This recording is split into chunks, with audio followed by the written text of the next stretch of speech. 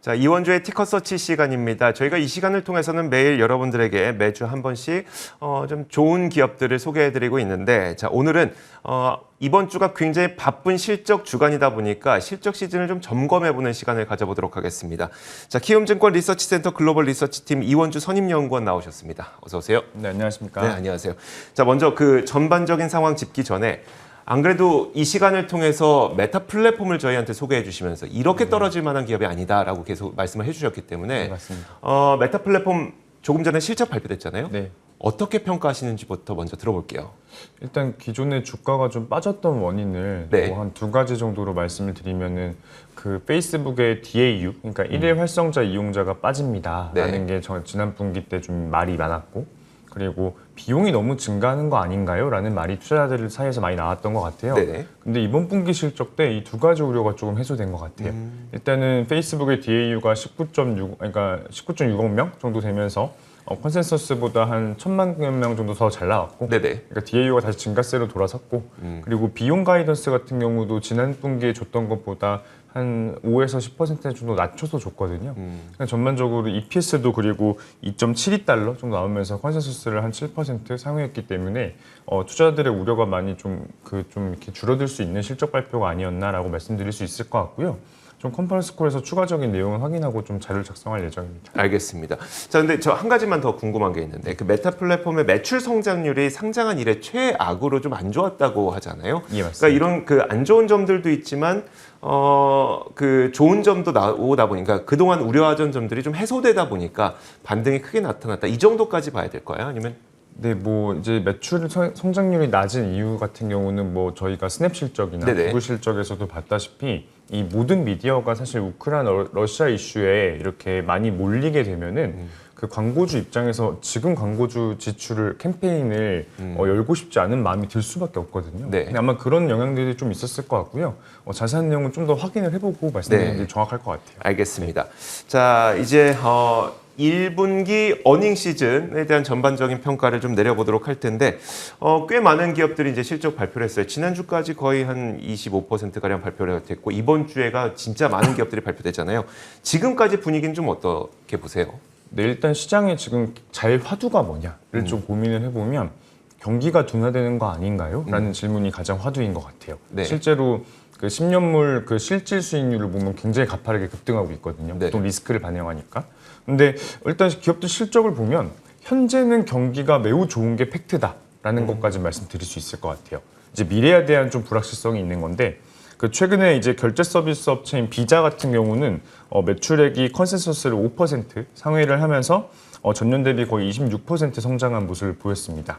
아무래도 지금 전 세계적으로 리오프닝 관련된 수요가 굉장히 강하기 때문에 뭐 여행 관련 수요나 뭐 음식물 수요나 쇼핑 수요 같은 게 굉장히 강하기 때문에 지금 총 결제량이 전년 대비 17% 증가하고 있는 상황이고요. 네. 이런 거 보면은 앞으로 그리고 가이던스 같은 경우도 연간으로 10에서 15%에서 20%까지 매출 성장이 일어날 겁니다라는 가이던스를 주고 있어요. 그리고 전반적인 여러 인플레나 뭐 중국 상하이 락다운 문제나 이런 문제들이 우려 사항인 거는 본인들도 인식을 하고 있는데 이게 실질적으로 수요 감소에 영향을 주고 있는가의 증거를 찾기가 어렵다는 얘기들을 많이 합니다. 그래서 비자 같은 경우는 굉장히 경기가 세계적으로도 사실 좋고 미국도 좋다라는 말을 많이 하는 것 같고요. 그다음에 두 번째로 구글 실적 발표를 보면은 사실 컨센서스 대비해서는 조금 안 나왔고 매출액 성장률 같은 경우는 근데 20%를 넘었거든요. 네네. 절대적으로 보면 실적이 굉장히 좋아요. 그래서 이제 보면은 매출액이 23% 증가했고 그리고 구글 서치에서 이제 검색되는 것들을 보면 트래블 검색량 같은 경우 2019년은 오히려 상회하고 있는 상황이고요. 그리고 구글 맵에서 그 쇼핑 니어미라는 검색어는 지금 전년 대비 100% 증가하고 있는 상황입니다.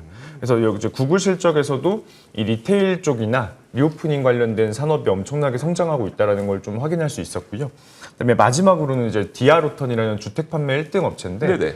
주택 경기도 지금 초호황입니다. 그러니까 지금 모기지 금리가 굉장히 올라가니까 시장은 뭔가 두려워하는 거는 맞는데 막상 디아로턴이 얘기하는 거는 지금 금리가 굉장히 급등하더라도 우리가 수요가 증가하는 속도가 공급 증가 속도를 훨씬 상회하고 있다는 얘기들을 많이 하고 주택 판매 가격을 지금 YOY로 거의 20% 넘게 전가시키고 있습니다. 네네. 지금 컨센서스 대비해서 거의 20% 가까이 실적이 잘 나오고 있는 구간이 있고 그리고 지금 보통 이 주택 시황의 선행 지표를 볼 때 그 원래 주택을 판매하고 나면 인센티브를 보통 주거든요. 네네. 그 인센티브를 역대 최저치까지 내렸고 왜냐면 워낙 공급자 우위에 있는 시장이기 때문에 네네. 그리고 보통 주택을 이렇게 지어지는 사이클에서 전반부에 팔거든요. 네. 근데 지금 완전 후반부에 팝니다. 왜냐면 주택 가격이 워낙 올라가고 있으니까 이걸 나중에 파는 거예요. 그리고 그 이 잔금을 취소하는 비중이 좀 있거든요. 컨셉을 잔금을 취소한다고. 그러니까 주문을 했다가 네네. 마지막 잔금을 입금을 안 하는 비율을 항상 발표를 해주는데 이것도 역대 최저입니다. 그러니까 지금 모기지 금리가 오른다고 해서 주택 수요 시장이 꺾이는 그림이 안 나온다. 그러니까 전반적으로 지금 약간 그 경기는 굉장히 현재로선 강하다라고 지금 정리드릴 수 있을 것 같아요. 알겠습니다.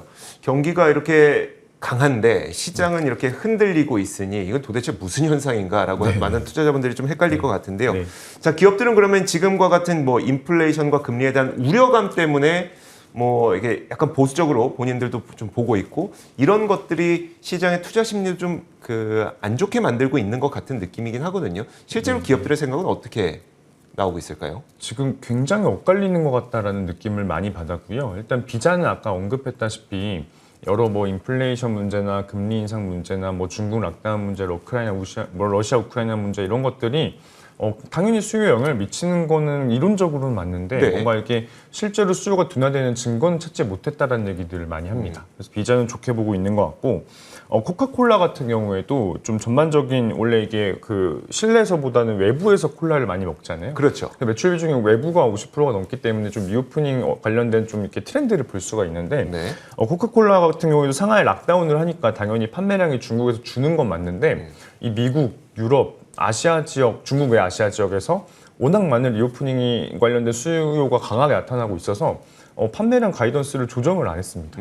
그러니까 지금 코카콜라 같은 경우도 수요가 굉장히 좋다라는 언급들을 하고 있고 그리고 원래 닥터코퍼라고 많이 하잖아요. 경기를 볼 때 원래 구리 수요가 되게 중요하거든요. 근데 1등 동광산업체인 프리포트 맥모란 같은 경우에도 세계 동수요에 대해서 긍정적으로 발언을 하고 있습니다. 네. 원래 동수요의 50%가 중국이기 때문에 투자자들은 이제 중국이 꺾이면은 동수요가 갈 수가 있나요? 라는 질문들을 많이 했는데 컨퍼런스 콜에서 막상 이게 지금 유럽에서 동수요 증가하는 거나 이런 것들이 너무 강해서 동수요 좋습니다라는 얘기들을 많이 합니다. 그래요. 그러니까 지금까지는 좀 긍정적인 부분들을 말씀드렸고 네네. 근데 이제 좀 일부 소비 제품에 관해서는 부정적인 코멘트들이 많이 있는 것 같아요. 뭐 예를 들어 마이크로소프트가 굉장히 좋은 실적을 발표한 거는 맞습니다만 네. 그 마이크로소프트의 MPC 사업부가 그 몰 퍼스널 컴퓨팅 사업부가 있는데 그쪽 사업부에서는 이제 윈도우 OEM 컴퓨터 팔거나 뭐 서피스 노트북 팔거나 네네. 뭐 엑스박스 콘솔 같은 거 팔잖아요. 네네. 근데 이런 게 지금 아무래도 상하이 락다운 때문에 주요 부품 부족 문제가 좀 있다 보니까 생산이 잘 안 돼서 이런 것들은 판매량 가이던스를 거의 YOY로 원래 두 자릿수씩 성장하다가 지금 한 자릿수로 내린 상황이거든요. 네네. 그러니까 일부 제품 같은 경우는 생산이 안 돼서 좀 수요가 줄어들 수 있는 부분들이 좀 있고요. 그리고 디지털 광고 업체들도 사실 뭐 페이스북 뭐 실적 기대치보다는 좋게 나왔습니다만 아까 말씀하셨다시피 매출 성장률은 지금 좀 굉장히 둔화되어 있는 상태고 네네. 좀 이제 구글, 스낵 같은 경우도 구글 같은 경우 유튜브 같은 경우가 특히 유럽 쪽에서 광고주들이 지출을 좀 중단한다는 얘기들이 좀 있어서 기대치들이 안 나오고 있는 상황이거든요.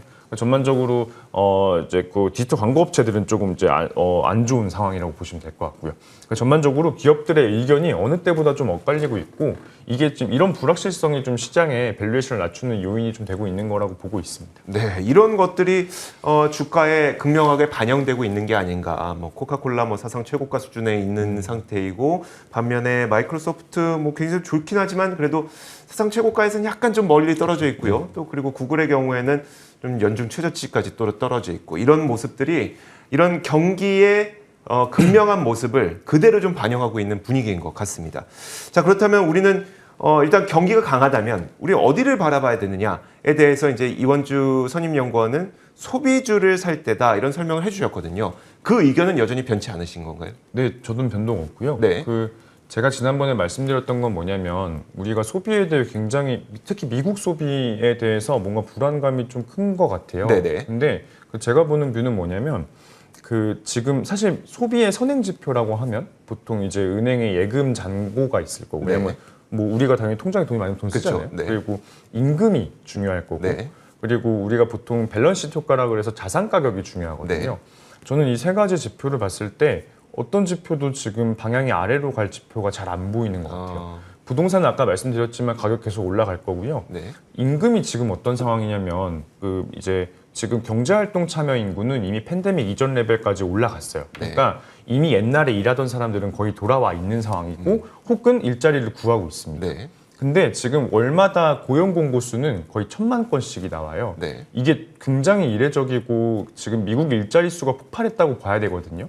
그러면 이게 임금이 뭐 잠깐 슬로우해 주는 거는 좀 일시적인 마찰적 실업이고 임금 자체가 계속 오를 가능성이 전 개인적으로 높다라고 보는 거죠. 네네. 그러면 자산 가격 올라가고 임금 올라가고 은행 예금은 지금 글로벌 금융위기는 보통 대출 대비 예금 잔액을 보는데 옛날에는 딱 1대1이었다면 네네. 지금은 예금이 2입니다. 그러니까 은행 예금이 엄청나게 쌓이고 있어요. 네네. 그러니까 여러 우려 요인들이 있지만 사실 2019년부터 돈을 너무 많이 풀었다. 그러니까 조금 더 소비가 증가가 해야 된다라는 거고 특히나 유럽, 뭐 중국, 뭐 이런 지역 주요 지역보다 미국 소비가 압도적으로 좋을 거라는 예상은 크게 아직까지는 변동이 없습니다. 그래서 미국은 계속 좋을 거라고 생각을 하고 있고, 근데 이제 아무래도 그래도 이제 네. 뭐 인플레이션이나 뭐 금리 인상 같은 이유들이 좀 있으니까 지금 사야 되는 종목은 가격이 좀 올라가더라도 네. 수요가 비탄력적인 어떤 그 제품을 판매하는 기업을 살 필요가 있고, 전 대표적으로 럭셔리 브랜드가 그렇다고 생각을 합니다. 네네. 원래 보통 럭셔리 브랜드들은 가격을 올리면 수요가 더 오르기도 더 오르죠. 하니까요. 빨리 사자. 나중에 더 그렇죠. 오른다. 네. 네. 맞습니다. 그래서 이제 제가 좀 주목해서 보는 기업은 테피스트리라는 기업이고, 네네. 그 많이들 그래도 아시는 좀 어포더블 럭셔리라고 좀 되게 비싼 브랜드는 아니지만 코치라는 브랜드를 판매하고 있는 회사예요. 근데 밸류에이션 지금 너무 싸고 그리고 코치라는 가격 인상을 제품 가격 인상을 예정하고 있기 때문에 지금 시황에서 굉장히 좋다라고 말씀드리고 있고요. 그리고 이제 아까 말씀드렸던 디아로턴 지금 주가랑 실적이 완전히 반대로 갑니다. 지금 컨퍼런스 콜 보면은 뭐 더할 나위 없이 좋아요. 근데 네네. 주가는 완전 지금 기어가고 있거든요. 네네. 그래서 약간 이런 기업들, 그러니까 좀 가격이 올라도 수요가 지금 견조하게 유지되고 있는 기업들을 좋아하고 있고 테피스트리와 이제 그 디아로턴이라는 기업을 두 가지를 탑픽으로 말씀드리겠습니다. 알겠습니다. 이 두 기업 모두 사실 이원주의 티커서치 시간을 통해서 자세하게 설명을 드렸던 기업이고요. 이 뷰가 변하지 않았다는 것, 그리고 그 증거를 미국의 소비에서 찾을 수 있다는 것, 이런 점들을 좀 짚어드렸습니다. 자, 지금까지 키움증권 리서치센터 글로벌 리서치팀 이원주 선임연구원과 함께 이야기 나눠봤습니다. 고맙습니다. 네, 감사합니다.